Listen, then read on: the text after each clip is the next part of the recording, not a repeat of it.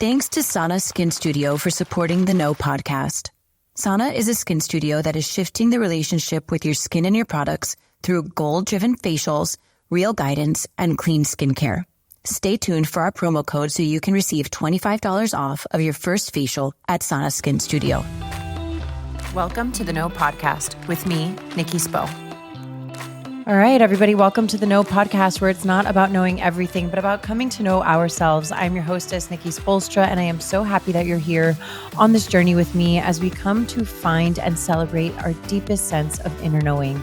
If you aren't already subscribed to the show, go ahead and click that subscribe button so that you never miss an episode. So, I've been thinking a lot lately about social media's impact on my life and its potential future impact on my kids' lives, and really how to navigate my life in a more intentional and less distracted way. So I'm really excited for my chat today with Palak Dave, who is a versatile entrepreneur, speaker, and the author of Beautiful Everydays, a guidebook to living in the here and now. Formerly an award-winning marketer, Palak founded Embiria, which is a community for women who want to elevate their lives. And what's so fascinating about this is how Palak inspires people to shift from digital distractions to embracing the beauty of the present moment. And with that, Palak is known as the queen of IRL, like in real life, connecting others to beautiful and nourishing in-person experiences. There are so many benefits that exist in the digital world, right? Like having access to information, staying connected, and listening into conversations like the one I'm having today with Palak, and the millions of other podcasts that are available to all of us. But we also know that there are pitfalls and distractions that come with life in this digital age that we're living in. So, having curated and hosted over 300 events, Palak champions intentional living and encourages the prioritization of real life versus digital noise. I'm excited to join Palak today to discuss her transformative journey, where each day offers the chance to live beautifully here in the now. So with that, let's get started.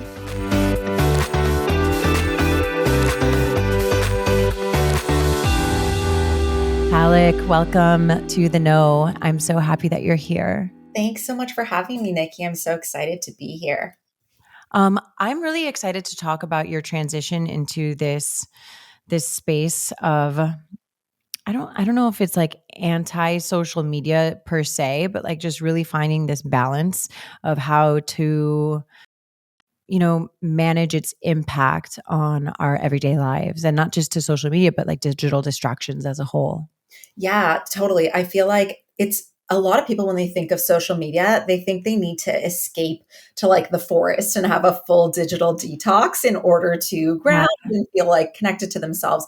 And I'm all about, we can use tech for good. It's exactly what you said when it comes to things like podcasts or listening to things that make us feel good and light us up, or even being on social media in a way that we feel good. But then there's also the downfall to it. And I think we all know that, and we've experienced it.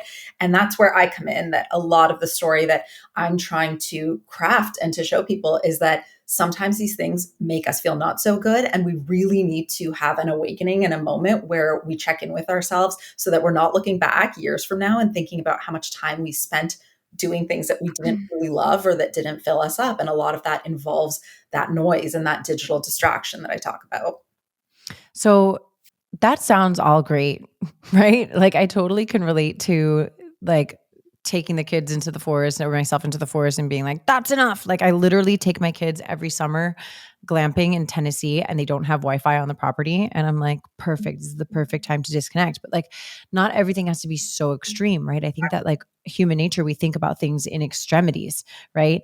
We see it happening in the world all the time where it's like, okay, if I have to get rid of my phone, I have to just get rid of it completely and just like never be on it and do a social media cleanse and like get off for a month. And maybe like, okay, there's times I think where people might actually need to do that so that they can really go within, right?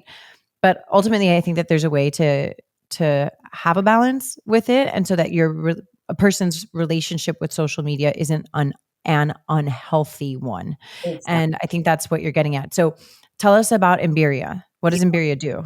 Yes. So I started the company about 6 years ago. And at the time, this is before social media was probably as prevalent as it is in our lives now. And at the time, it was because I was craving community and connection. I live in a big city, and I found that I would go to different classes, like a fitness class or workout class, and I would end up going to the class, not talking to anybody. No one was really being social with one another. And I would leave and I would think, wow, what a missed opportunity. Like, why are we not connecting in this way when Yeah. in physical spaces to gather? And so I was working corporate jobs at the time. I had a 10-year corporate career. And I just thought to myself, like, what if I created more of these spaces for us to be intentional with the way that we're actually connecting, especially when you do live in a big city? And so it started off with the idea of just hosting maybe one or two experiences just for fun to see if I could bring community together. This is before I had any form of social following or a newsletter list or anybody to market to. And I just threw the event up on a ticketing website. And there was so much interest in it. I ended up selling it out. It was a yoga and a brunch event, the very first one I did, pairing things that I Fun. love, just like yoga class, followed by a really beautiful kind of communal brunch where we all ate together. And it just gave me the momentum I needed to see that women specifically are really looking to deeply connect. We just want to Absolutely. be seen, heard, have those deep conversations, relate to one another, and know that we're not alone. And so that really propelled things to be something for what was going to be a side project that I was just like testing, to then saying to myself, okay, I'm going to commit to doing about maybe 5 events for the first year. I ended up leaving my corporate job and I ended up doing 50 events in that first year. Oh, So it literally just kind of blew up and became this thing where I just saw that it didn't actually matter what people were doing. It didn't matter what the activity was, whether it was a paint night, whether it was calligraphy, whether we're doing a brunch wow. together.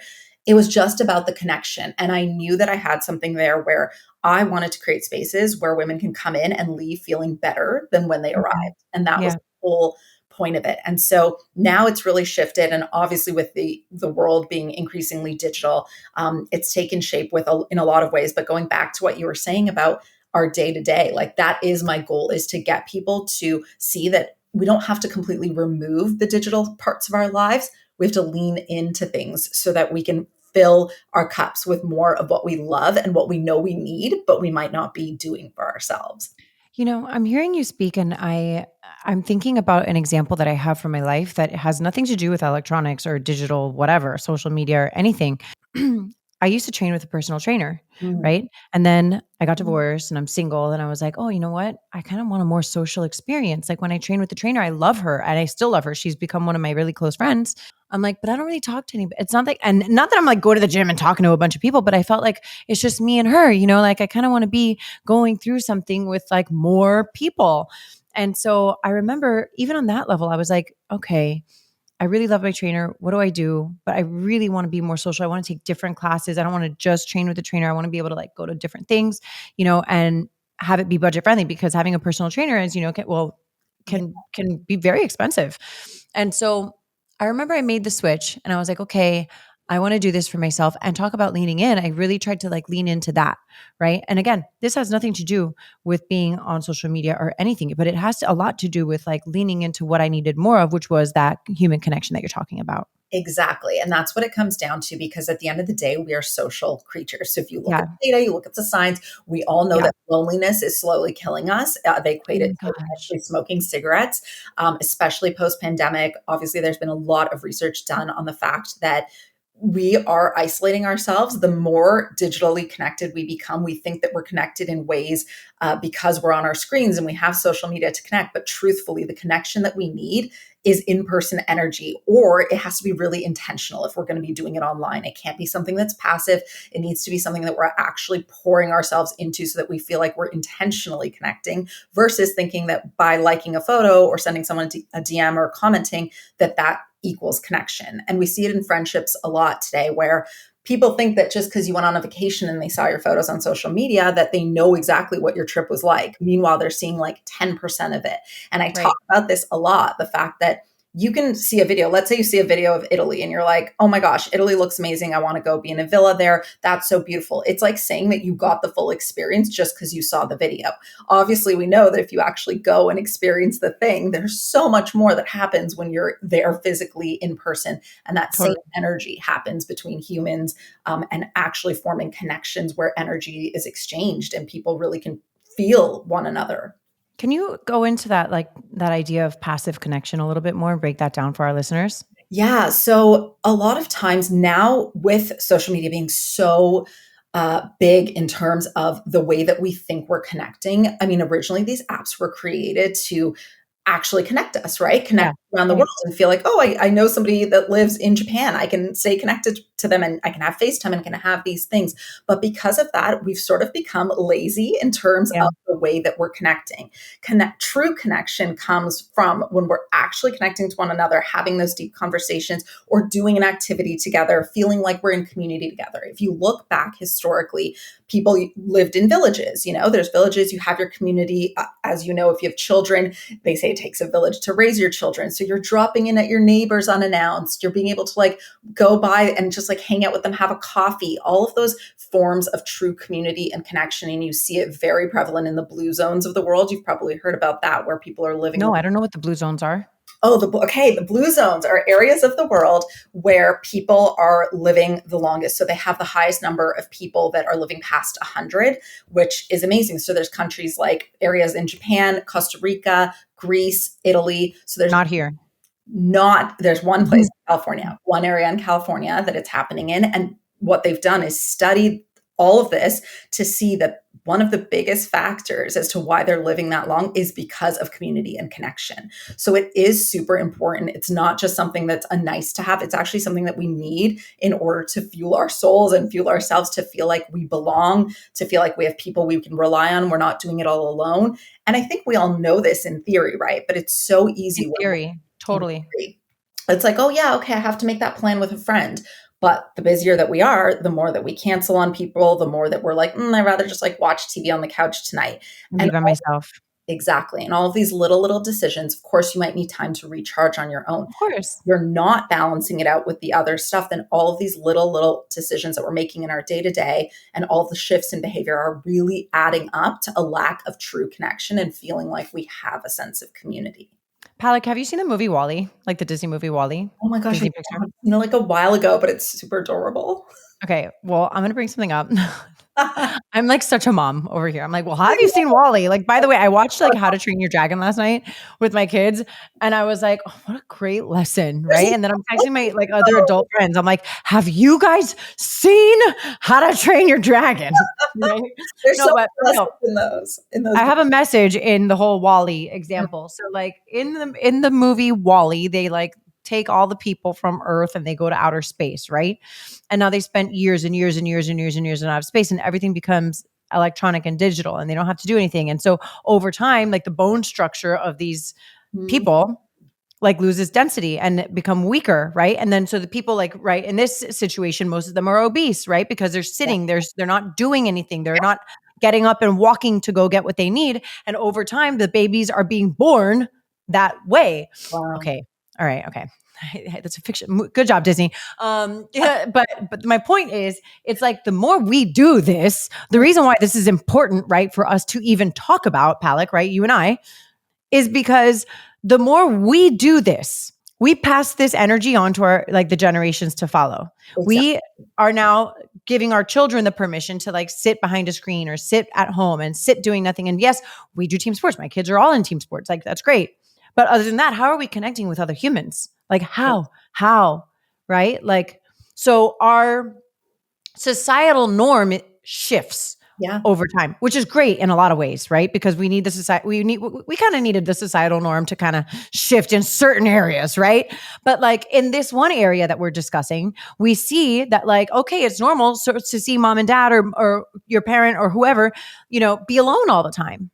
Totally. Like that's what's normal. So like, what are you demonstrating your kids? Your kids see and thus do and replicate what you do. Exactly. And I hear this. That's how WALL-E comes into play, guys. I love it. And I hear this from a lot of parents actually, that, it's one thing to say to your child, like, oh, put your phone down, have rules around screen time, TV time, all of that stuff. The worst. But then as soon as you do it, it's just like, well, what's the, if they see a parent do it, they're more likely to mimic your behavior. Yeah. So I like to talk about this in a way that's more sort of accessible to people, where if you simply look at the European lifestyle, I compare a lot of the things that I work on. I do gatherings, I do events, I try and get people to live more beautifully in their day-to-day and little habits that they can do every single day. And all of that is very similar to the way that the Europeans live. And if you go, and obviously there's big cities in Europe, and there's things that aren't necessarily happening in all areas. But if you look at that sort of ideal romanticized lifestyle of the European way, what are they doing? They're gathering with people, they're feeling connected, they're eating good food, they're sharing meals, they're making time for human contact. Like those are just basic things that we're slowly losing a sense of more quickly over the past few years as technology increases and things have just got more digital. But those are the things that I'm trying to bring back and to show people that you don't need to escape to the forest to feel rejuvenated. You can do it in your day to day, which is actually exactly why I called the book Beautiful Every Days, because it's about the day to day. It's not about taking the big vacation and needing to escape. It's not about planning one thing a year that recharges you. Those things are amazing, but it's also important to infuse some of them in your day to day because those can add up over time and actually make a huge difference. Well, going back to something you said about like loneliness being a huge problem, I totally I think that we are having a loneliness epidemic. Like I think that loneliness is hurting people so severely, and the power of shared experience and community is so important. I talk about this so often on the show about like how I got sober, and thank goodness for me, like I don't know that I would have ever gone to like an AA meeting or something like that if I had to go in person. So for me, technology really, really helped me out because I could go on Zoom and I could go to meetings and actually be anonymous, right? And not show my face and not speak if I didn't want to speak. And thank goodness. But like it really was in the power of shared experience and storytelling and hearing other people's, like my story and other people's packaging. Yes. Right. If you will, that really helped me get and stay sober. And it doesn't have to be sobriety. It can literally be like anything, which is part of why the show even exists, right? Is to like talk about things like being estranged from your mom and like what that's like, and I talk about really heavy hitting topics sometimes, but because we got to talk about them. If you're not going to talk about them, who's going to talk about them? You have to. I love that you have a platform and you're using it for that, because I think these are the conversations that matter and the ones people can relate to, and they see parts of themselves in, even if it's one little thing that you're talking about. Tiniest thing, yeah. It's the smallest thing, but it makes people feel connected and like they can relate to one another. Chances are, if you're going through something, there are other people going through absolutely.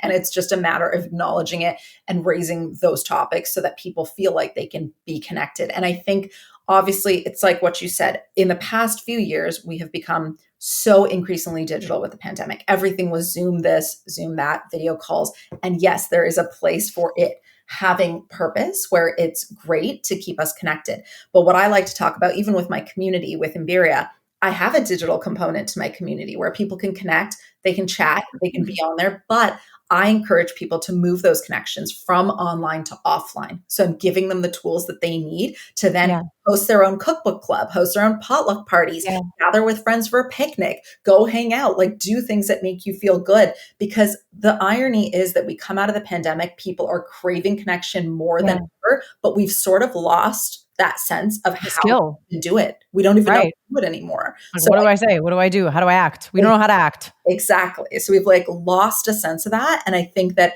that's a really dangerous place to be in. If that continues, then it's just going to affect us. I mean, mental health issues are on the rise more than ever. It's like all of these things that are happening, they're not for no reason. It's like there's a reason that it's all happening, and it's because society's shifting and our behaviors are shifting, and we're changing so much from the fundamentals of what the human experience was prior to a lot of these big life events that have gone on. Palak, but people, like when you get together, right? So here's something to think about, right? Like if people are able to access information or like have access to vulnerable conversations, right? Through a digital platform, right? Not everybody knows how to have that conversation in real life. It talks about like the skill, right? That we don't have the skill to do it anymore, because I know even before the pandemic, you'd go to lunch with a girlfriend and you're talking about superficial things. Totally. Like, and not like, listen, I have friends that I'm like, I want to talk about clothes and shoes and Botox and whatever. Right. And then I have friends where I'm like, okay, this is what I'm going through in my life and I need your fucking advice today, right now. Help, somebody helps, SOS. Right. Like, right. You have different friends for different things, and that's wonderful. But I talk to a lot of people, as I imagine you talk to a lot of people. In our lines of work, we happen to talk to a lot of people. And I find that people are just by nature not going to talk about the nitty gritty stuff. All right, guys, let's take a quick break so I can thank our sponsor, Sana Skin Studio, with their OG location in Wynwood and their additional locations in Fort Lauderdale and Coconut Grove. Okay, so the best way I can describe Sana is that it feels like coming home. Unlike traditional facials, Sana's facials are rooted in education, and I love this so much. Every experience I have had at Sana has been a chance for me to learn more about my skin and its needs. I love that the facials are effective while also being accessible enough to be a monthly ritual rather than a yearly splurge. This is why the Sana membership is so great. I'm honored to be able to provide our audience with a promo code. Use the code THENOGLOW for $25 off of your first facial when booking at sanaskinstudio.com and additional incentives if you book a membership. I have absolutely loved my skin healing journey with Sana Skin Studio. People are just, by nature, not going to talk about the nitty-gritty stuff. There's an aversion to it. Yes, there is. And I have a lot of tips and tools that I try to use in group settings when I have people gathering, when I'm hosting events. Obviously there's things like conversation cards, like there's the game We're Not Really Strangers, and it's a card deck that you can use. Like, I'm not affiliated with them, but I just think it's great. You know, there's lots of conversation cards like that exist. You can even like Google it and just say, hey, like 10 questions that I can use at a gathering to ask deeper questions. So there's a lot of deeper question activities that you can use. But in absence of that, if it's just a matter of connecting with a girlfriend or wanting to go deep, my number one piece of advice is to be curious and be a good listener. It's not necessarily about trying to force somebody to go deep, because they need to feel comfortable. They need to feel comfortable that they have space to express themselves, to have that experience of sharing their emotion, and know that they're doing it in a safe place where someone's not sort of grilling them and like trying to get too intense. Yeah, of course. Ready for it, right? So the first piece of advice I say is just, if you get curious and you sort of allow yourself to take a seat back and just be like, forget the fact that we're friends right now. How do I get to know something about you that maybe I didn't know before? And questions that come from that place are going to be asked in a very different way than questions that come from, oh, I've known someone for a long time, so now I want to know more about their life. So if you're being open, you're being curious, and you're treating it like it's like a little experiment, like just like, can I take away from this conversation that might surprise me, that might teach me something that I didn't know before, that might share a perspective that I wasn't open to listening to before? Because that happens a lot too. Yeah, right. Yeah, totally. To talk about things because they think you might disagree with them. So rather than having those reactions then to something that someone's going to say, just be open, allow the person to have the space to listen, and ask deep questions from a place of curiosity instead of having like an outcome that you're trying to get to. And I find that often helps. I think that like curiosity is a solution to a lot of things, right? Like especially and I know this is not like generally what we're talking about per se, but even in arguments, right? Like if you find yourself in an argument with somebody, and I think a lot of the times, like people aren't as intentional with our words as maybe we would like to be, right? And so instead of jumping to a conclusion and saying, oh, well, that you attacked me, or that felt like an attack or whatever, you can even get curious about that. Like, oh, what did you mean by that? Like, what did you mean? What do you mean by that? Exactly. You know, asking for clarification on things, I think can be a really helpful tool. Like not just if you're getting in an argument with somebody, but just in general, like, what do you mean by that? You know, and like asking people to elaborate on what they're explaining. Exactly. It's kind of the idea of responding versus reacting. And that is the human experience. I mean, conversation's a big part of connection and the human experience in general. So it does relate, but it's about, the difference between having that response from a thoughtful, intentional, curious place versus reacting from a place of sheer emotion and sort of instinct on like, oh, that doesn't feel so good. I need to like react to that right away. Allow it to like sit with it for a second and then come from a place of response. So that can be in arguments. It can be with your partner. It can be with your kids. It could be with friends, anybody that you're having that human connection with. If you come from that place of like love and thoughtful responsiveness, you're going to have very different relationships than if you're reacting to everything. Absolutely. So PSA, like don't come over here asking me questions because I'm a serial oversharer, you know, like I'm that girl. I feel like I don't need to be made to feel comfortable. I'll just tell you I'll be like at the dinner table, I'll be like, I yes. love How that. was your day? Well, actually, I'm like, I'm that girl. So maybe just don't come here to me with your questions unless you're ready to sit down and listen for a long, long time, my friends. But Palak, I want to talk also about like hustle culture. Like Mm, how do I have a couple of questions within that. So I'm going to say them all and then we can go through it all. But okay. like, how do you define hustle culture? How do people identify with it? And what are the pros and cons of hustle culture? So let's talk about hustle culture. Okay. This is such Why a is it such a tongue twister for me? Hustle culture. whole Hustle culture. It's such a great thing to bring up because it does all tie into this. And I've been reflecting on this a lot myself lately. And I will say that typically in the past, I've been considered someone who hustles. I'm an entrepreneur now. I've been an entrepreneur for 7 years.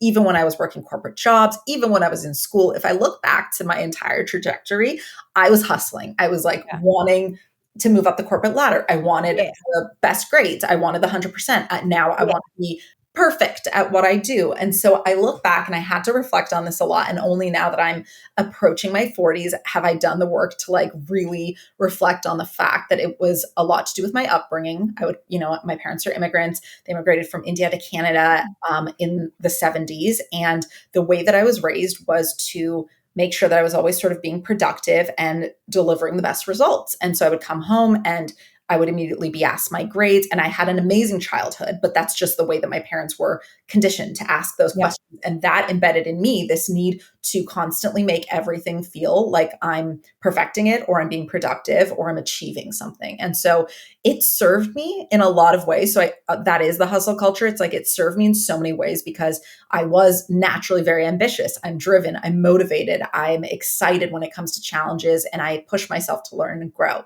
But there is a downside to that because if you're constantly performing at that place, you are going to burn out.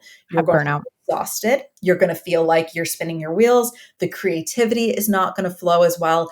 And so I've done a lot of work around understanding that. And I've embedded that into my community and into Embiria because what I've noticed is it is always when we give ourselves the permission to pause and rest and truly recharge is when the creativity flows. And that is when we can have more moves, more impact, more, sort of bigger things happen within our lives and our businesses. But the problem is we think that we need to keep hustling and then the results will come. But it's Yeah, you're so actually right. the opposite. It's actually the opposite when we take a step back and allow things to give themselves a room to breathe, to like be, that we then actually see results. And I've noticed that from my own experience. I've noticed it from thousands of women that have come to my events and I've talked to and been in my community and I've seen that. And now it's so evident to me that like hustle culture is not serving us. It's just exhausting us and making us feel depleted versus filling our cup and making us feel excited.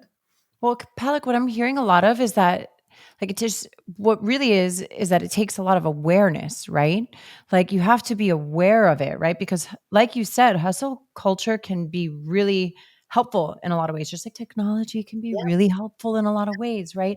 These are great qualities, like being ambitious and being capable and being, solutions oriented or having the willingness to be like find the answer and figure it out, right? Like I find that a lot of youth right now, we're so used to, I'm saying we, like I'm the youth still. I'm talking about like the generation after me mostly, but it's like find the answer, like figure it out. You have more resources now than ever. Like Mhm. figure it out. But like we're so used to kind of like this like immediate gratification and Yes. immediate answers, right? That sometimes that muscle of being able to work hard gets weakened, right? And so hustle culture can be of service, right? When you learn how to utilize it in a way that is healthy, right? And a lot of this, like you're saying, what I'm hearing is that it's generational. It's how you were taught by your family. Totally. It's honestly, it's everything in moderation, right? So like hustle culture can be great to an extent of if it is driving and you feel self-motivated, that's amazing. Like I love that I have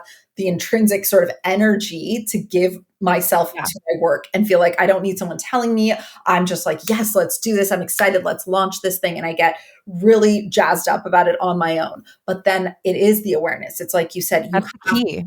exactly. You have to catch yourself in those moments and realize although I have adrenaline and I'm excited about something, not all adrenaline is good adrenaline. It can still So right. be stressful and impact your body, impact your mental health, impact everything. And so that is a big thing for me where I would always attribute the fact to me being excited about stuff in my business that I'm doing great things. I mean, I'm working hard and it's showing and everything's growing until I realize I don't know how to rest. Like I don't know how to actually switch off and allow myself to fully give myself that permission to pause and rest.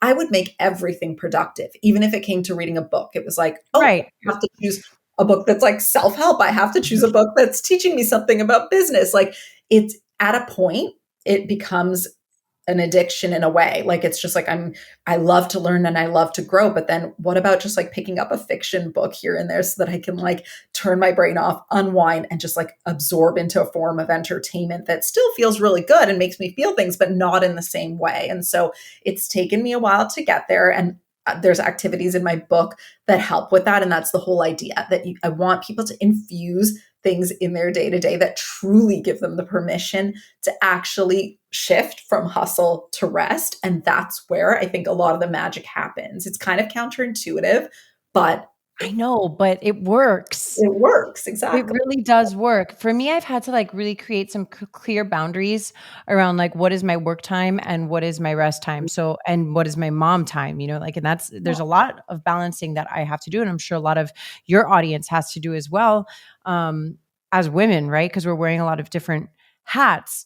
But I find that like if I'm intentional with my boundaries, especially because like I'm a digital creator, I create a podcast and I create content. I am always on my phone. Yeah. So like when am I not on my phone, right? Like so I have to have like really really intentional boundaries around that. And it's so funny because I did like so many years of therapy, Palak, that I was like therapied out. Like I literally, it was like to the point, especially when I was getting sober, because I would go to like a meeting every single day. And I had like a therapist, like at the time I had a marital therapist and I had a personal therapist. And it was like, I was like over therapied, Yeah. right, if you will. That I got to the point that I was like, I should stop. I need to stop. I need to read a fiction book. I need to stop. I like if somebody gave me a self-help book, I was like, bleh. I was like, bleh, barf, I can't do it. Like now I make it a point to be like, okay, these are my working hours. This is when I'm going to be on my phone for work. I might show myself a little grace and be like, this is a time that I'm going to like scroll for some inspiration on Instagram, right? Some inspirational quotes that make me feel happy. Check in with a couple of friends, see what's going on, text a couple of friends, see what's going on. Then I got to like shift into mom mode. And then when my kids are asleep, I'm like, most of the time I'm going to read a book. Like right now I'm reading Atlas Shrugged, which is a huge undertaking, but I'm very excited about it. I mean, profound work of fiction for those who don't know, but coming from somebody who hasn't read it, by the way, just having researched it. But like it's about like getting really intentional. I'm sure you covered like so many strategies in your book. So like, can you tell us some of them? Yes, I actually want to touch on something that's not in the book that I want to offer to your audience is around social media, exactly what you brought up. I really believe in being intentional with anywhere that you're using your time. And one tip, I always hear people say like, oh, when I pick up my phone and I'm on social media, I just end up scrolling for like so long. I don't even know how I went down the rabbit hole. Yeah, you're like, oh, I went actually to post and now all of a sudden I'm on so-and-so's profile, or I went to DM a friend and then now I don't even know I'm watching like dog videos. So it happens all the time and we get really distracted. But one of the tips that I have on that is just exactly what you said with like intentionally carving out time throughout the day for different purposes and intentions around social media. So for example, for me, I'll be like, okay, the next 15 minutes are just purely connection time. That means responding to comments, responding to DMs, like reaching out to somebody that I've been meaning to connect with online. So that is like my 15 minutes of social media connection time. If I'm posting, it's 15 minutes of posting time. So it's like, I'll just make sure that those different activities are carved out for different intentions. So then I can be like, I'm in it for a purpose. I won't feel bad about it when I'm done because I know that's exactly why I was in there. Yeah. And even 15 minutes of scrolling time or whatever, half an hour of scrolling time. If you want to do that for inspiration or you just want to catch up on what people are up to, great. Block it in your calendar. Do it so that make it intentional. And then you can reclaim your time and feel like it's not controlling you, but you're controlling. Oh my gosh, yes. That's right. Like you can reclaim your time and have it be so it's not controlling you. I think that's so important to point out. And, now more than ever, businesses run on social media. They really do. Exactly. Like Like, Exactly. so You it's can't it's keep away from easy. It's it. easy to just get sucked right into it. Yeah, it can become your whole day. I mean, there's so much Truly. that can happen on there. Like even with me for so many, years, it was like, oh, but that person, that's a great partnership I could form. So I have to go look at it, or that's a great person to reach out to, or I have to respond to all the DMs. Like that can take over. So you really do need to be intentional about reclaiming that Yeah. time. But so that's for social media. But then when it comes to the book, so Beautiful Every Days, I have it here with me now. So it's essentially, it is a guidebook to living in the here and now. And what it is, it's filled with different activities. There's about 30 activities in here divided into different sections. And the whole point is that I want people to, rather than reach for your phone, reach for this instead on, let's say, a Friday night, you're with your partner or you're with your kids or you're on your own. I want you to pick up the book, flip to an activity, and the things that are in there are meant to give you that intentional time so that you can reconnect to your life in the present moment. It's literally about reclaiming your time again and falling in love with your life again. Because I think often we think we need to seek external things, even if it means a vacation or, oh, I'm going to like move this year and I'm so excited about moving to a bigger house. Those things are great, but it's about how to infuse some of that into your day to day. So an example is like one of the activities is cafe at home. How do I truly create like a little mini cafe situation at home so that I can actually reclaim that time, take like a coffee or a tea break, enjoy it, make it intentional. And everything in here is like guided instructions. There's photography. There's little things that you can do to like elevate it. It's all about romanticizing your life, but in ways that are not just like Pinterest board, super fancy. I can't actually do it. It's more like, how do you do it with the things that you probably already have at home in simple ways that just make you feel really, really good. And I think the world needs it now more than ever. And I truly believe that it can just change your day to day and make you feel like you actually are filling your cup again, which I don't think often we get to do these days. Right. So, I think that you said something really interesting about Pinterest board, right? Like sometimes these goals, and it happens on social media, right? And we all, we know that comparison is the thief of joy. That's Yeah. fine. We're all going to do it Yeah. though, to some extent. We're all going to compare a little bit. So the Pinterest board can sometimes feel so inaccessible, like just so hard. It's like, how do you even reach that standard? So I love that you pointed out that you can create these experiences in your life and they might not look like the Pinterest board, but you can still make it yours, like yours, and have it be sacred and have it be a beautiful experience. So like, in a lot of the research that I've done around addiction specifically, and I think this has a lot to do with what we're talking about, is like a lot of people are looking for dopamine hits. Right? Yeah. We're looking for little hits of dopamine, whether that's going shopping or like moving, like you said, to another space or whatever. Like look at the vacation that you're going to take. Like these are all like cravings, right? We're like operating in this place of like, I crave, I want, this is going to give me this dopamine hit. And something that I've just noticed in addiction is that these goal setting systems can be so high, right? Like you think about your whole life and you're like, I can't not drink for my whole life. And it's overwhelming. Like, so it's unattainable. That goal seems unattainable when really all I have to do is like worry about like right now and like today.